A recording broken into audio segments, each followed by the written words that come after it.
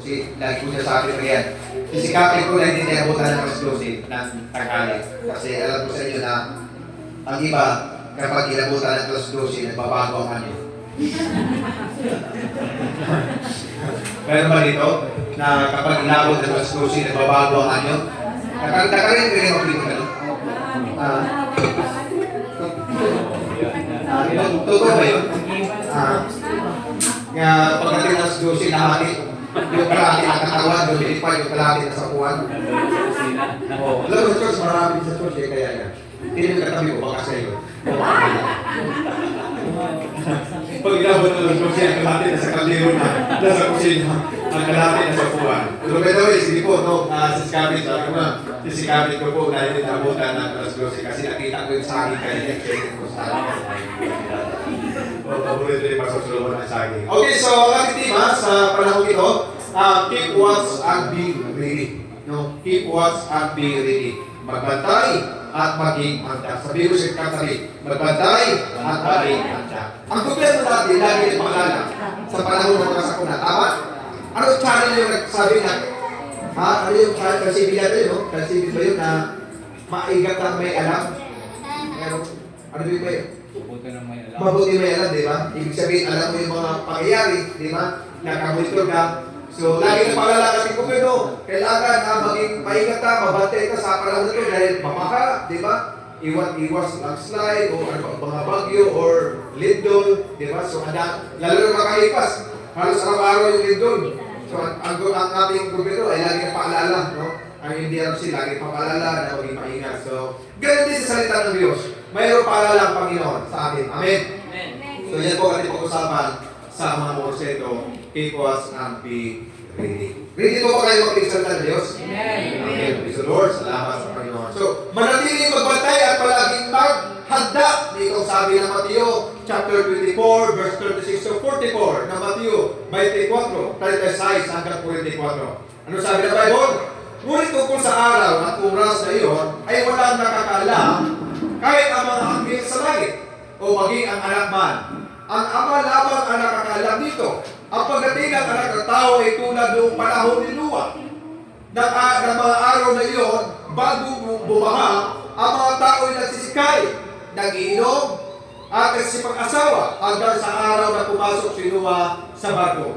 Hindi nila namalayan ang nangyari hanggang sa dumating ang baha at tinangay silang lahat. Gayon din, ang mangyayari sa pagdating ng anak ng tao. Sa panahon iyon, may dalawang lalaking nagtatrabaho sa bukid, kukunin ang isa at iiwan ang ikalawa. May dalawang babae nagtatrabaho sa giligan, kukunin ang isa at iiwan ang ikalawa. Kaya, maging handa kayo dahil hindi niyo alam kung kailan darating ang inyong Panginoon. Unawain niyo ito, kung alam ng may-ari, ko. Kahit magiganda kayo, may verse 41, tama no? 40. Sa panahon yun, may dalawang lalaki, 41, sorry. May dalawang babae nagtrabaho sa giligan, kukunin ang isa at iiwan ang ikalawa. 42. Kaya magiganda kayo dahil hindi niyo alam, kung kailan darating ang inyong Panginoon. Unawain niyo ito, kung alam ng may-ari ng bahay, kung anong oras sa gabi darating ang magnakaw, siya ay maghanda at hindi niya pababayaan pasukin ang kanyang bahay. Kaya lagi kayong maging handa sapagkat darating ang anak ng tao sa oras na hindi ninyo inaasahan. No? So yun po ang ating tema, manatiling magbantay, no? Manatiling magbantay at maging handa. Amen. So napakay po natin ba na lagi tayong handa? Amen. Lagi na nakahanda sa lahat ng pagkakataon, sa lahat ng oras, sa lahat ng panahon. Ganun din sa ating buhay bilang mga anak ng Diyos, bilang mga mananampalataya. No? Nagbabala ang salita ng Diyos tungkol sa atin. Tanda natin, walang nakakaalam sa pagbalik ng Diyos. Amen. Wala rin nakibalo kung kailan, karusa ang panahon ng iyang pagbalik. At ang sabi ng Bible, inahalin tulad ang pagbalik ng Diyos ay inahalin tulad sa panahon ni Noah. Sa panahon ni Noah, marami kasama si Noah nung nakumpisa sa arka. marami sa kasama, hindi lang nag-isa si Noah. Gumawa sa arka, sa umpisa pa lamang, may makasama si Noah. Ilang taon ba natapos ang arka? 100 years? 120 years, ang arka natapos ni Noah ang arka. Nung simula pa lamang, marami kasama si Noah nung gumawa ng arka. Pero paglipas ng ilang panahon, paglipas ng 5 taon, paglipas ng 10 taon, paglipas ng 15 taon, at 20 taon, hilay-hilay, nawala ang mga kasama ni Noah. Amen. Sino dito ang 5 years na sa paglilingkod sa Panginoon? 5 taon na. Wala pang nakakot. Ibig sabihin, kasi pa, nasa malakas pa sa kasama ni Noah na tumutulog sa paggawa ng arka. No? So, bakit ko sinabi ito? Kasi ang pagbayad ako na ito sa panahon ni Noah. Sa panahon ni Noah, marami siyang kasama paggawa sa arka. Hindi siya mag-isa. Nung sinabi ni Noah sa mga tao na ito ang dapat natin gawin, ang sabi ng Diyos, gumawa ako ng arka upang tayo maligtas pagdating sa panahon. Magpadala siya ng balawang baha. Puli niya ang mundo nito sa pamagitan ng baha ng tubig. Marami naniwala sa panahon niya. Tinulungan si Noah. Hanggang sabi ko nga, paglipas ng panahon, bigay-bigay, nawala ang tao. Paglipas ng 5 taon, 10 taon, 50 years, ang iba 50 years na. Nakakapagod na Noah, pahala ka na. Isa sa ministry, mayroon mga kami mga pastor, may mga tao na sinasamahan kami ng 1 taon, 2 taon, 3 taon, hinihintay. Sana wala dito sa Brawin. Amen. Hello, Brawin. Amen. Sama-sama tayo, samahan yung ang lingkod ng Diyos hanggang sa pagbalik ng Panginoon. Amen. Walang ayaw. Praise God. Walang bibitaw. Amen. Sapagkat hindi natin alam kung kailan hanggang saan oras ang pagbalik. Hanggang sa dumating ang panahon. Ang sabi ng Biblia, sa panahon ni Noah, anong nangyari? Ang mga tao wala na maminaw. Hindi na maminaw pag hindi kay Noah. Anong sabi ng Bible? Sa panahon ni Noah, ang mga tao ay nagsikain, nagsininom, nagsipag-asawa. Tingnan nyo, ang codex. Ang nangyari, walang ibang ginagawa ang mga tao iyon kundi ang sariling kaligayahan lamang. Tama? Kalipay ba? Sariling kalipay. Wala nang ibang hinatag, nakalimutan na pagsimba, nakalimutan na pagkikisan ng Diyos kasi ang kalipay. Di ba? Mga ito patron, malipay manulan sa Diyos si patron. So, nakalimutan na ng pagsimba. Kasi ang kalipay na. Ang sabi ng Bible sa panahon ni Noah, ang mga tao ay nagsisikain, nagsisiinom, nagsipag-asawa. Ibig sabihin, ang tao ay nakasintro sa kanyang sarili. Hello? Nakasintro na lang sa kanyang sarili kung saan siya masaya. Gusto ko masaya ko. Hindi ko masama kung hindi masaya. Yes, tama lang. Na habang buhay pa tayo kung hindi masaya ka. Pero lumang delikado ang kasiyahan kapag ay mahiwalay sa Panginoon. Kung ang kasiyahan ay wala sa Diyos, lumang dapat ka iligtas. Ano nangyari? Sino na naligtas sa panahon ni Noah? Yung kanyang pamilya. Yung naniwala sa kanya. Yung mga tao hindi maniniwala. Kaya yun po ang nangyari. Okay, so una, tingnan natin. Number 1, walang nakakalap sa araw o sa oras sa pagbalik ng Panginoon. Amen? Hindi ko alam kung sa Facebook, lumabas yung mga, yung taon-taon yan eh. Bawat taon, every September 23. Ang dito itong September 23. Sa marami nag-prophecy namin. International prophecy visa dito sa ating bansa, may mga pastors, kuruhay, may mga nagpakilala na ito yung competition nila sa kanilang paniniwala na isakto September 23, babalik ang Diyos. So, hindi ko alam kung nakamonitor kayo sa Facebook doon o doon sa YouTube, mayroon pa sa YouTube. Sa YouTube, marami ka pa makikita dyan na mga na kanilang paniniwala, maging sa bansa, mga international preacher, sa paniniwala nila, ingat tayo kasi ito, September 23, babalik ang Panginoon. Alam mo, nakakalungkot. Kasi ang Biblia nagsabi, walang nakakaalam kung kailan eh. Tapos sasabihin na, September, tapos repeat Sabat, 23. Di ba? Oh. Hindi na siya kung saan nangyari, mag-repeat sa Pilipinas. sa mayroong mga simbahan, ang ginawa sa mga membro, nagbitahan na ng lupa, nagbitahan ng kalabaw, kasi September 23, tapos binigyan lang sa church, binigay lang. So ang nangyari, si Pastor ang imaman, yung leader. Ayan. Pagkatapos sa 23, kawawa ang mga membro. So salamat sa Panginoon sa pagkakong aral natin ay hindi mo ganun. Amen? Hindi po tayo nagsasalita, nag-aral, nakaliwas sa salita ng Panginoon. Amen. Sinasabi natin kung ano ang sinabi ng Bible, kung ano sinabi ng Biblia. Ulitin ko, ang sabi ng Bible, verse 26, ngunit tungkol sa araw at oras na iyon ay walang nakakalam kahit ang mga angel sa langit. Isipin mo, kahit mga angel, hindi na alam eh. Hello? Maging ang anak at ama lamang. Ang ama lamang ang nakaalam. Grabe, so malinaw, no? Ang pagdating ng anak ng tao ay tulad ng panahon ni Noah, na mga araw na iyon, bago bumaha, ang mga tao ay nagsisikain, nag-iinom, at nagsisipag, asawa, hanggang sa araw na pumasok si Noah sa barko. Hindi nila namalayan ang nangyayari hanggang sa dumating ang baha at tinangay silang lahat, gaya din ang mangyayari sa pagdating ng anak. Hindi nila namalayan.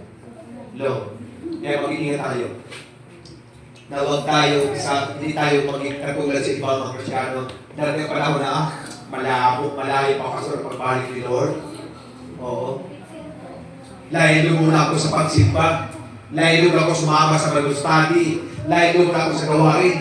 Yung sinasabi ni Pastor, bata pa ko, sinabi na sa akin, babay ito, pagkakay, matanda na ito. Pero bakit?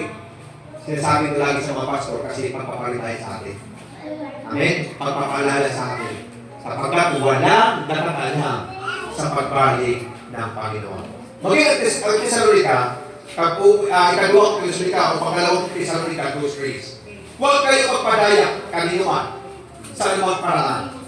Hindi darating ang araw ng Panginoon hanggat di pa nagaganap ang huling paghimagsik laban sa Diyos at kapangitaw sa suwail na itinakda sa kapahamakan. No? Ano sabi ng Bible sa Thessalonica? Ikadawang Thessalonica, kabanatang 2, talatang 3. No? Huwag kayo magpadaya kanino ba sa anumang paraan. Hindi darating ang araw ng Panginoon hanggat di pa nagaganap ang muling paghimagsik laban sa Diyos. Ito mangyayari ito. Mangyayari. Na may mga pangyayari na may mga tao, dahil pala ng mga tao ay grabe. Paghimagsik, ayaw na makinig sa salita ng Diyos. Di ba basa, binubugbog yung mga preacher. Di ba? Binubugbog. Kailan na, sila yung pinari, ka-preacher. Evangelist. Si Charlie Calori. Evangelist. Dahil ayaw ng mundo na magsalita ka sa salita ng Diyos. Naghimagsik sila. Binubugbog. Dito sa Pabutis Pilipinas, wala pa no? Kaya nag-isip ako na mag-aral din ng karate para paano ko mag-sirpilasi. Sabi ko, kailangan ko mag-karate o mag-aral ka sa karate ito. Bitaw, no? Grabe! Why? Sa pagkasabi ng Biblia, pangyayari ito. Yung paghimagsik laban sa Diyos. Ang tao ayaw na makinig sa salita ng Panginoon. Amen? Makipag-away na sa pastor. Mga kapatid, mga kabiyaya, mag-iingat po tayo na huwag tayo madaya, sabi ng Bible. Amen? Huwag tayo madaya sa kaaway para makipag-ibagsik, lumaban kay pastor. Makipagtalo na kay pastor. Makipag-ibagsik ka na sa salita ng Diyos. Kapag nangyari yan, tunay na, dahil ang Biblia hindi pwede naman. Pero dalangin natin, sana hindi tayo yun. Amen? Sabi ko sa katabi, sana hindi ikaw yun. Amen? Hindi ikaw yun, makipag-ibagsik laban sa Diyos. Amen? Napitin ko siya, hindi ikaw yun. In Jesus' name. Jesus' name. Di ba? So, nakipag-ibagsik. No? Unang Timothy 4:1. Ano sabi ng Bible? Unang Timothy 4:1. Maliwanag ang sinabi ng Espiritu na sa mga huling araw ay tatalikuran ng ilan ang panampalataya. Susunod sila sa mga mapanilang na espiritu at mga katuruan ng mga demonyo. Hello, mga kabiyaya. Unang Timothy 4:1. Mag-iingat po tayo. Nagpaalala si Apostol Pablo. Ang salita ng Diyos. Maliwanag ang sinabi ng Espiritu na sa mga huling araw ay tatalikuran ng ilan ang pananampalataya. Tingnan mo yung katabi mo. Sabi mo sa kanya, hindi ikaw yun. Pero may mangyayari talaga na sinabi ng Bible na sa huling araw, mayroong mga ilan. Hindi sinabi lahat. Hindi na sinabi lahat sa church, lahat sa simbahan. Pero mayroong ilan. Kapit ko yung katabi mo, hindi ikaw yun. In Jesus' name. Tatalikod sa pananampalataya. Ibig sabihin mo, biya ba? O talikod? Hindi na mo simpa. Hindi na malinaw. Kahit alok ni Pastor ng 10 beses, hindi na ayaw na. Sabi ng Bible, sabi ng sa Pablo, maliwanag ang sinabi ng Espiritu. Sino nagsabi? Ang Espiritu. Na sa mga huling araw, naliwala ba kayo na sa huling araw tayo? Naliwala kayo na sa huling araw tayo? Yes. Nasa huling araw. Kaya mga kapatid, be watch and pray. Be watch and be ready. Hello? Mag-ingat po tayo. Huwag tayo magpadayang sa gawa ng kaaway. Amen? Amen. So, laging unahin natin ang Diyos sa ating buhay. Amen. Maraming mga kaibigan na tawag kayo, ano magsimba ngayon? Lagi naman sabi may simba eh.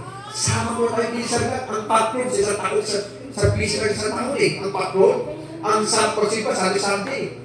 Oo nga no, sige din ako simba. Pero ba dito? Wala no, so, kung mapatron kayo, okay lang yun. Basta dalan nyo pastor na ano. Magdala kayo ng rainbow. Hallelujah. So mag-ingat, no?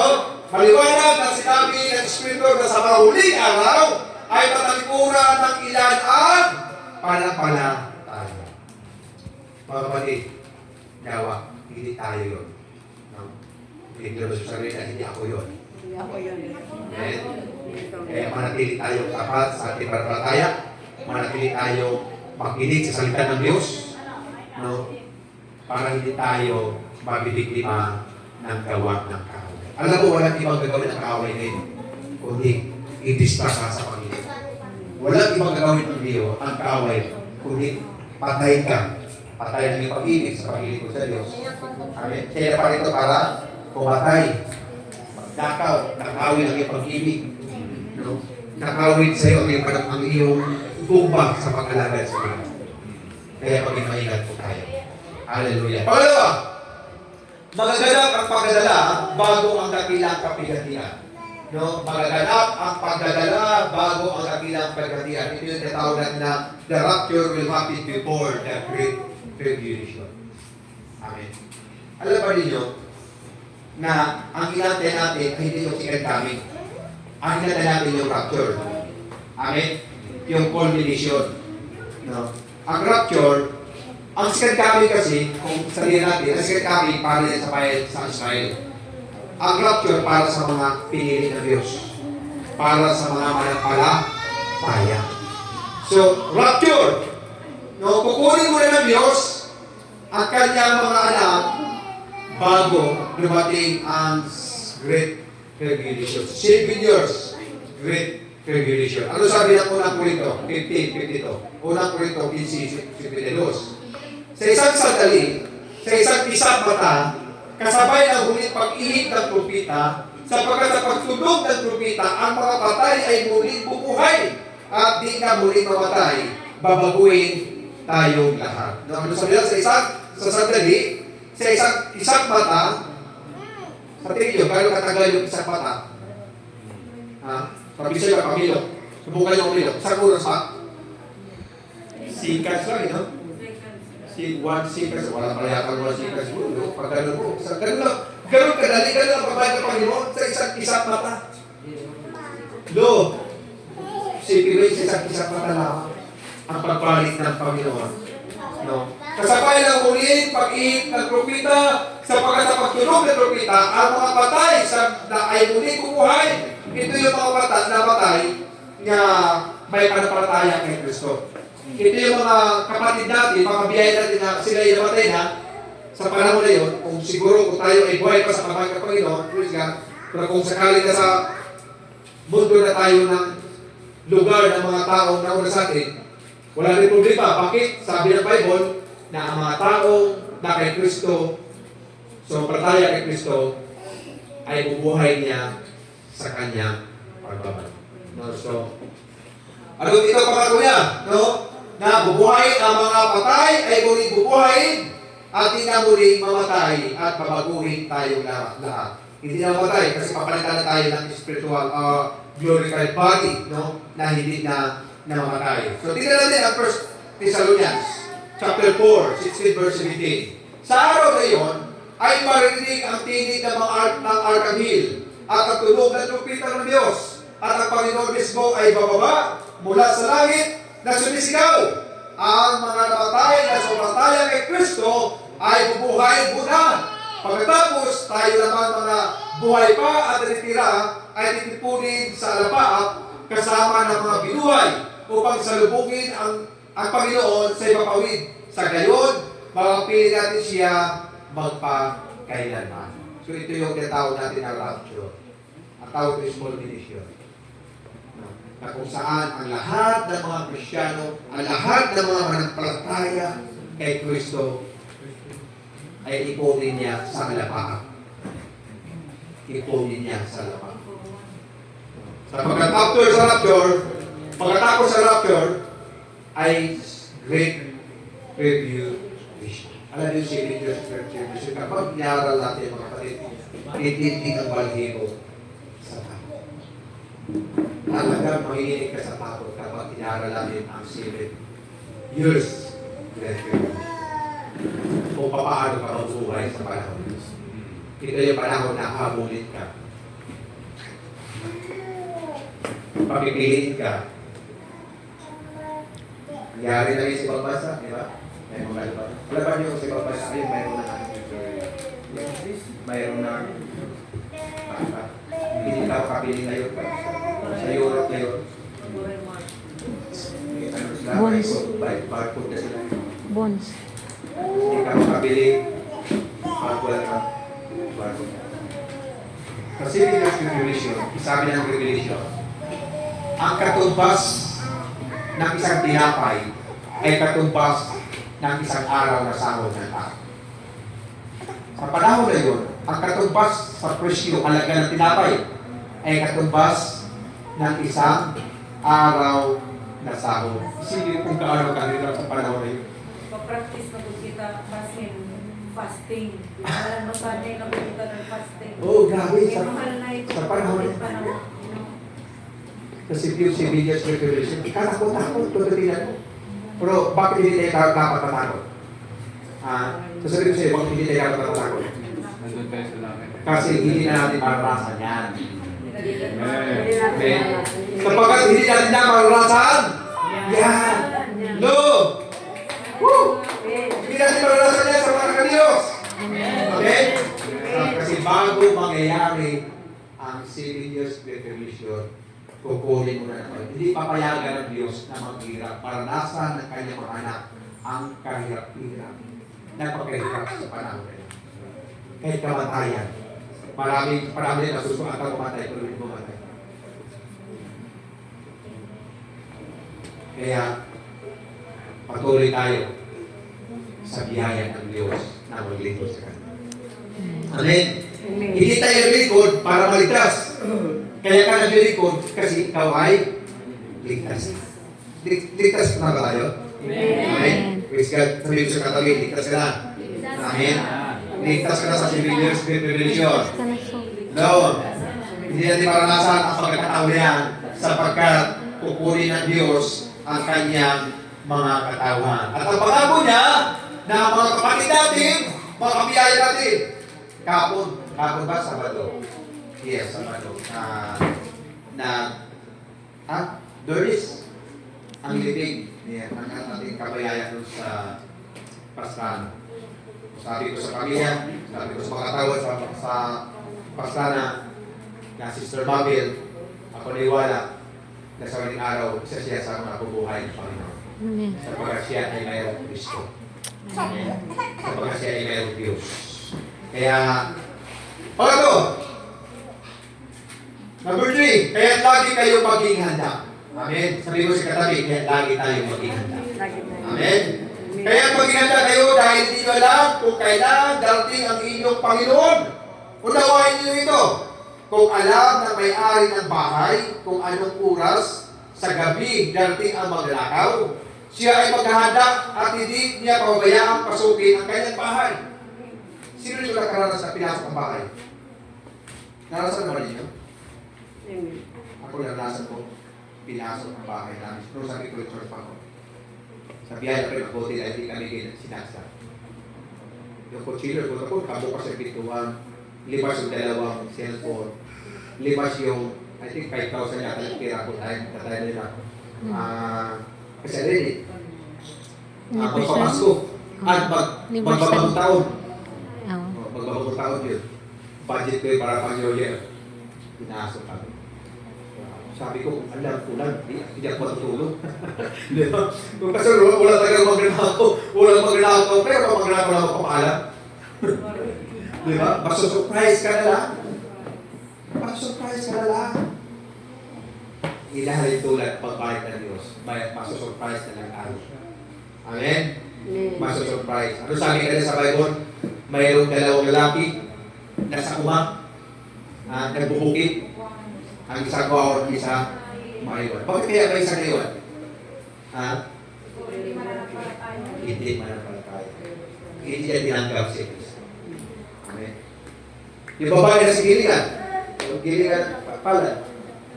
Yung isa, kinuha. Yung isa, maiwan. Kaya siguraduhin niyo ang kasawa niyo kasama sa paglilingkod sa Panginoon. Amen.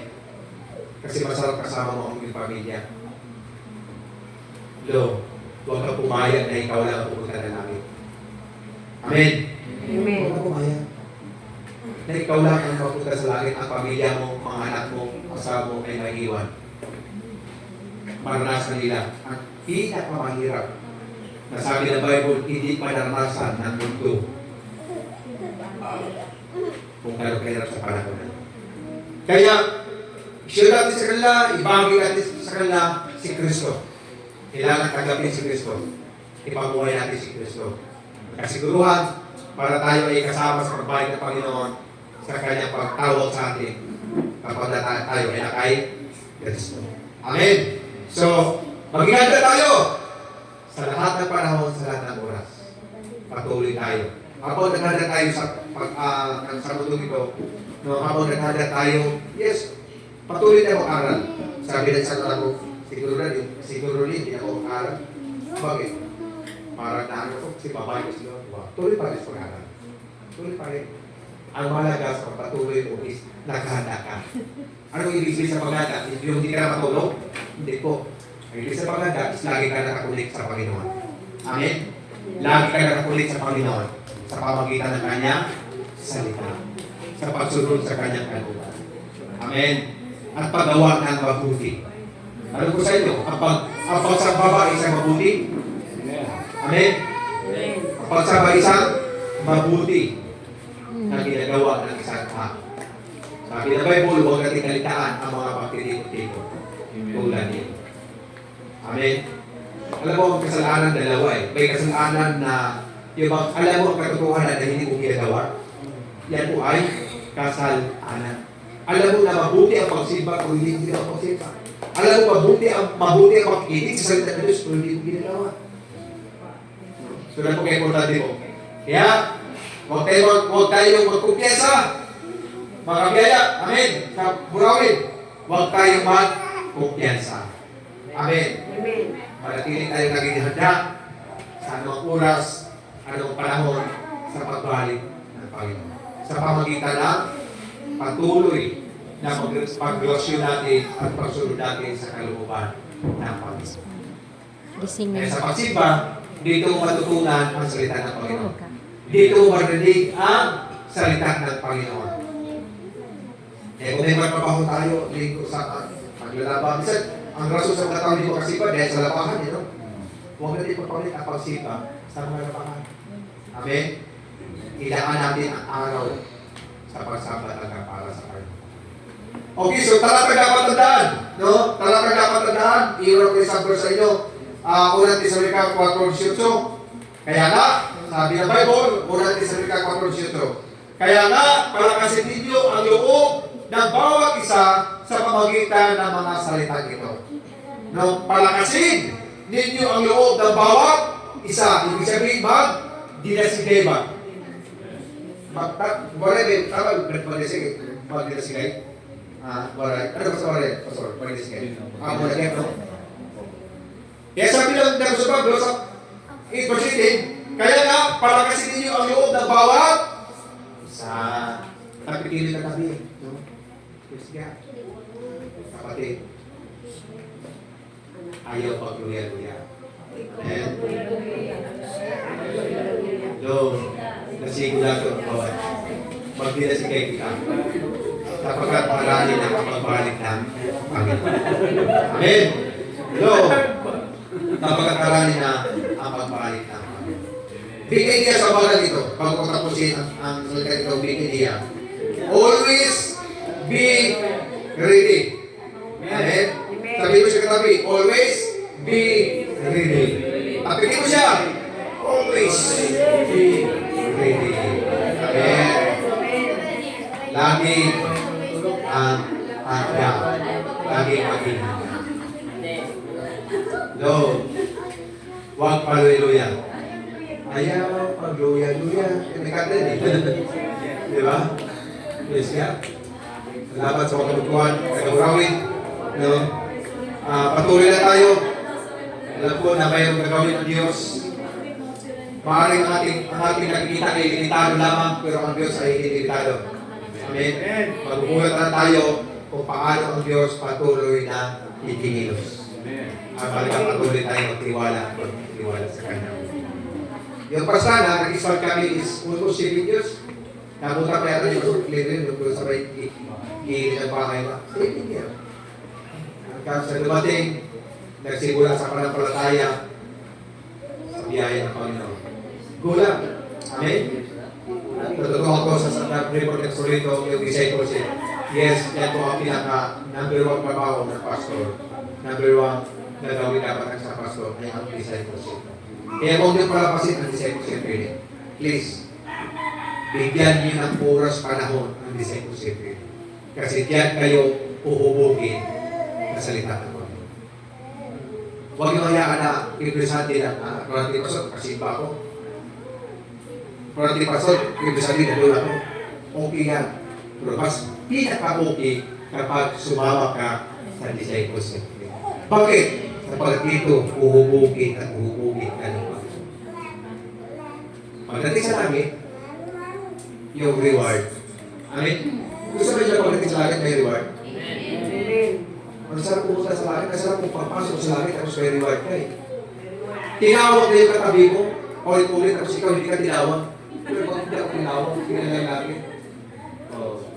Kasi nakita ni Lord, ang ginawa mo, tuwing Sunday, buko at buwi. Ano, meron din, mahal na pasok, mahal ko lang reward, basta langit. Ang nagpulibag sa langit is giving talaga ni Lord yan. Grasya ang langit sa ato. Amen?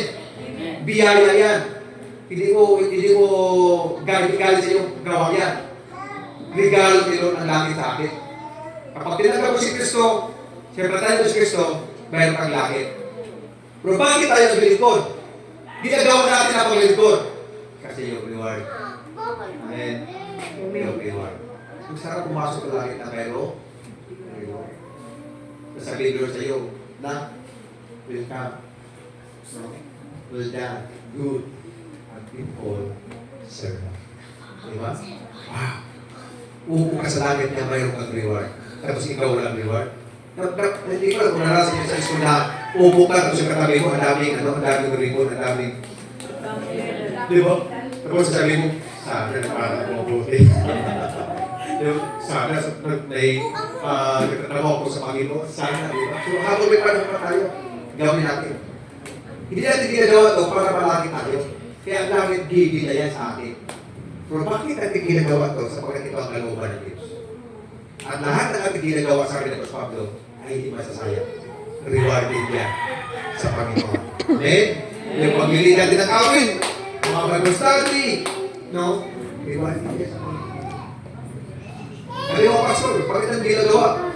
Wala naman kami sweldo. Wala kami sahod. Pero bakit ang ginawa? Sapagkat meron kami ito. Sa araw, maharap kami sa Panginoon. Na meron ito. Amen. Amen. Bakit ang ginagawa paglilid ko na ito? Hindi dahil meron kami sweldo. Ginagawa namin ito. Dahil namin na mapaparagalan kami sa pagdating sa Panginoon. Mayroong paragal ng Diyos sa lahat ng hilingkod sa Kanya. Amen? Palapagod na Panginoon. Praise the Lord. Hallelujah. Bigyan niya pa sa ulit ko.